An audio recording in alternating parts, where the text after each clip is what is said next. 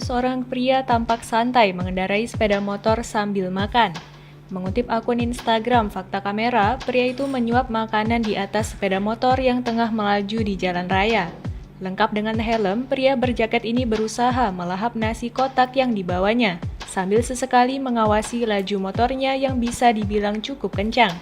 Unggahan video seorang pria yang tengah makan nasi kotak di atas motor ini pun lantas viral dan mendapatkan berbagai komentar dari para warganet. Tentu diperingatkan pula untuk tidak mencoba hal ini secara sembarangan, mengingat bahaya yang mengintai.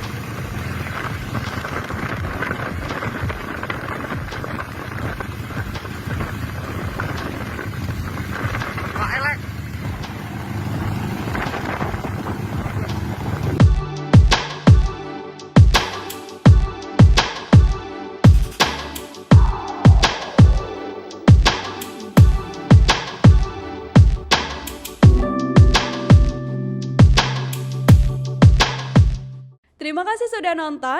Jangan lupa like, subscribe, dan share ya.